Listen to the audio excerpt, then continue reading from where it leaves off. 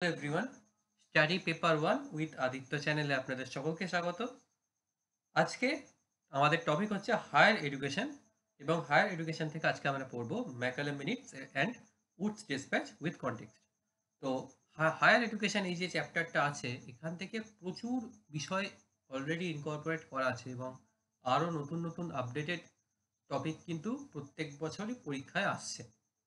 কিন্তু এর বাইরে কিছু বেসিক বেসিক বিষয় যেগুলো আছে সেগুলো আমাদের পরিষ্কার করে পড়ে রাখা দরকার, কারণ তাতে অন্তত ৫টা থেকে ২টো কি ৩টে প্রশ্ন কমন পাওয়া যাবেই এবং সেইগুলো খুব সহজেই ঠিক করে আসা যায়।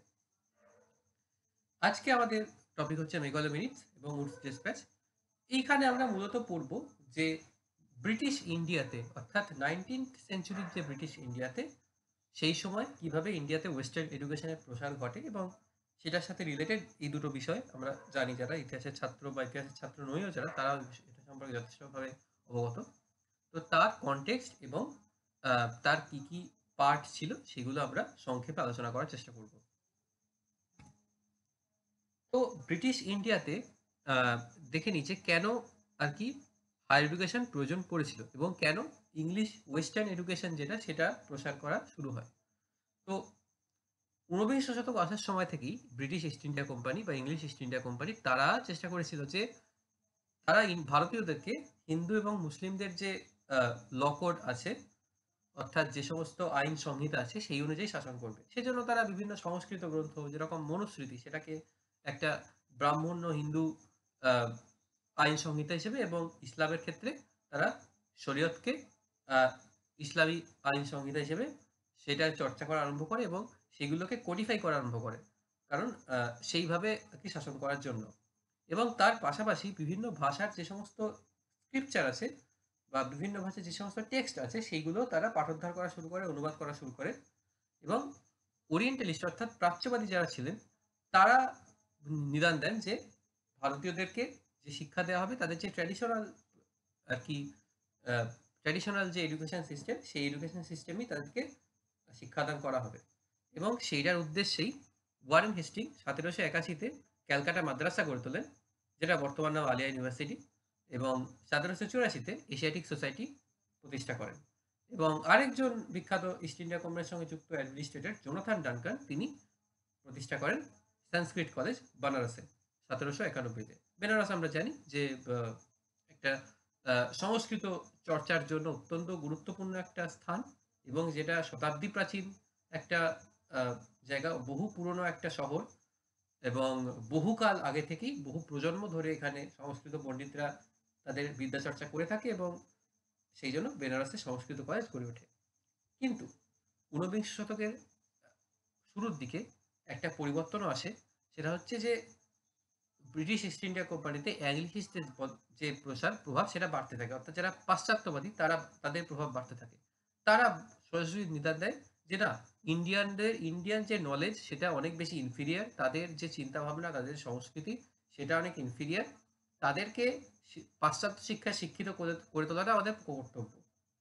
তাদের মধ্যে এই প্রচন্ড বর্ণবাদী একটা রেশিয়াল একটা আন্ডারপিনিং ছিল তাদের চিন্তা ভাবনার মধ্যে। শুধুমাত্র তাই নয়, তাদের যে প্রধান যে উদ্দেশ্যটা ছিল সেটা ছিল এই যে আহ, ইংরেজি ভাষায় পাশ্চাত্য শিক্ষা দেওয়াটা প্রয়োজন, যাতে আমরা এমন কিছু মানুষকে পেয়ে যাই যারা যে ব্রিটিশ অ্যাডমিনিস্ট্রেশন কোম্পানি অ্যাডমিনিস্ট্রেশন তাতে যুক্ত হবে এবং সেই অ্যাডমিনিস্ট্রেশনটাকে আগে নিয়ে যেতে সাহায্য করবে। তার কারণ অবশ্যই ভারতের মতো একটা সুবিশাল অঞ্চলে কেবলমাত্র ব্রিটিশরাই শাসন করতে পারে না, শাসন কার্যে তাই জন্য অর্থাৎ ভারতীয়দের এগিয়ে আসাটা প্রয়োজন ছিল, এই ব্যাপারটা ব্রিটিশরা মনে করে এবং সেইটার উদ্দেশ্যেই তারা ওয়েস্টার্ন এডুকেশন এটা প্রসার করতে আরম্ভ করে। ১৮১৩ খ্রিস্টাব্দে চার্টার অ্যাক্টের মাধ্যমে যেটা ঠিক হয় যে ১,০০,০০০ টাকা দেওয়া হবে ওয়েস্টার্ন এডুকেশনের জন্য। এবং ১৮১৭-তে গড়ে ওঠে হিন্দু কলেজ, যেটা পরবর্তীকালে ১৮৫৫-তে রিনেম করা হয় প্রেসিডেন্সি কলেজ নামে, যেটা বর্তমান নাম প্রেসিডেন্সি ইউনিভার্সিটি। আমি আহ, যে ইউনিভার্সিটি থেকে আমার ব্যাচেলার্স এবং মাস্টার্স কমপ্লিট করেছি।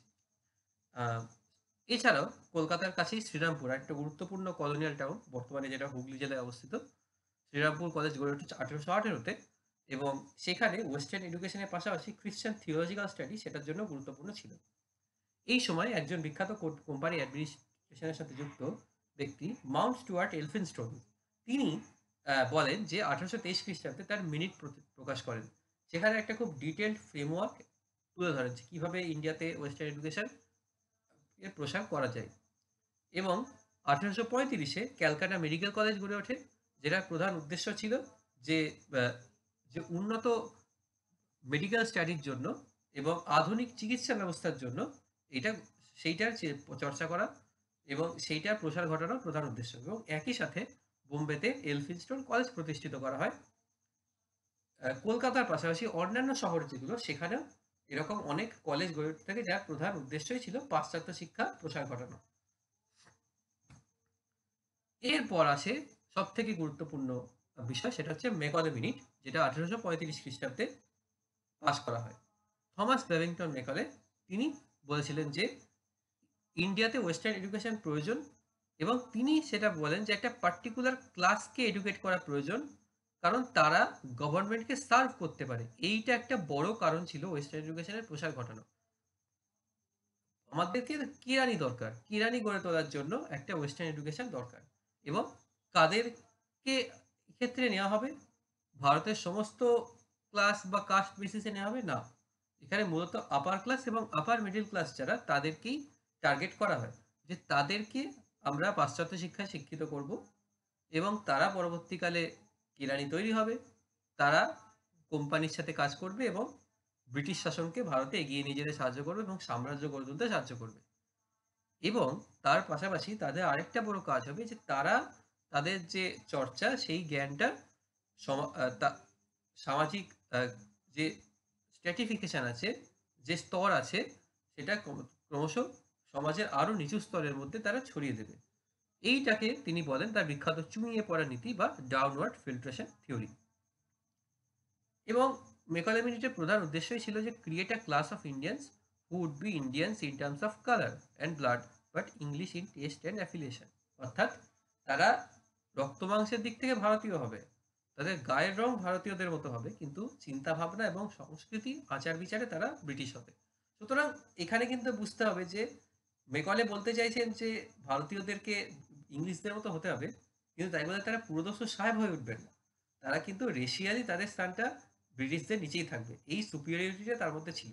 এবং মেকলে ছিলেন এই অ্যাংলিশদের মধ্যে অন্যতম প্রধান প্রবক্তা, যিনি নিজে মনে করতেন যে প্রাচ্যের যে সমাজ সংস্কৃতি আছে সেগুলো বড়ই ইনফিরিয়র।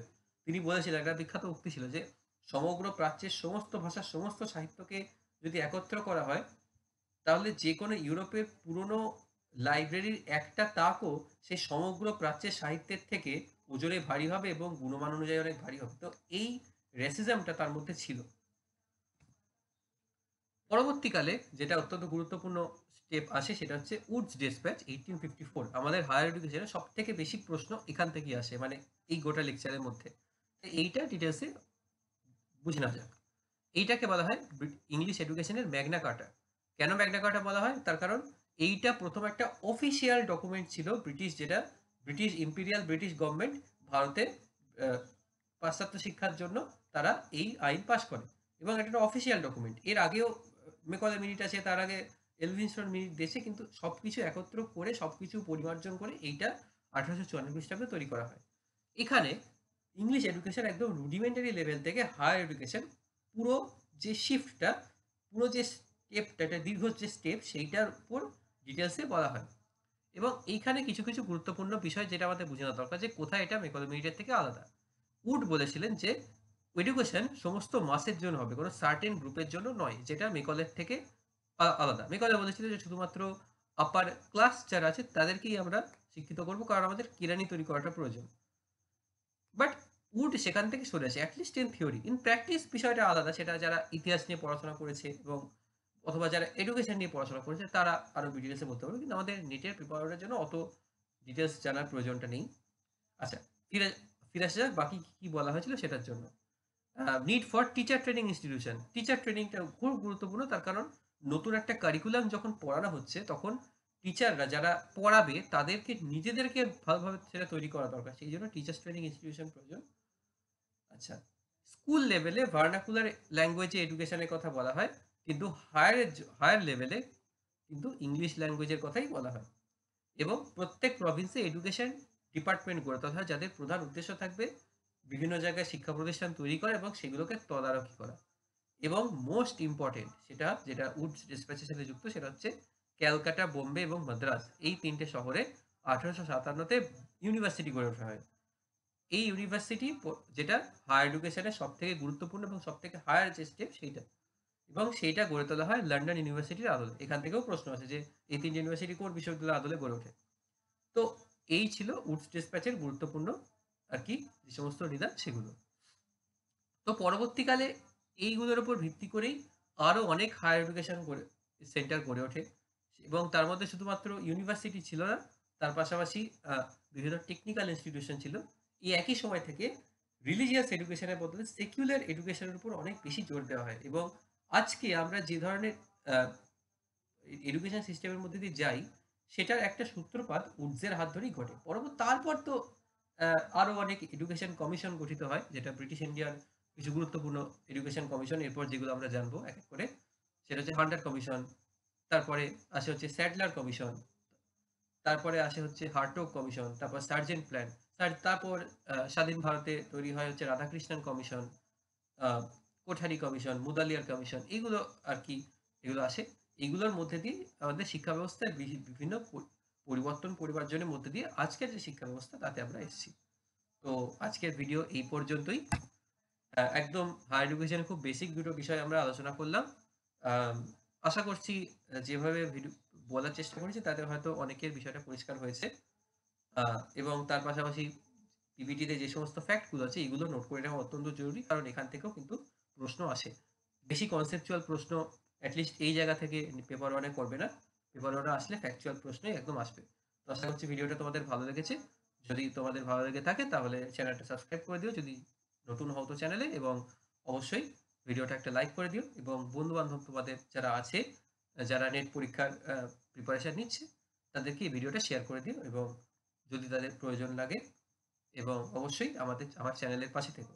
আর ভিডিওটা কেমন লাগলো সেটা কমেন্ট বক্সে জানাতে ভুলো না, এবং আমি আমার ভিডিওতে কি পরিবর্তন আনতে পারি বা ভিডিওটা কিভাবে আরো ভালো করা যায় এই ব্যাপারেও তোমরা আমাকে যে কোনো সাজেশন দিও কমেন্ট বক্সে।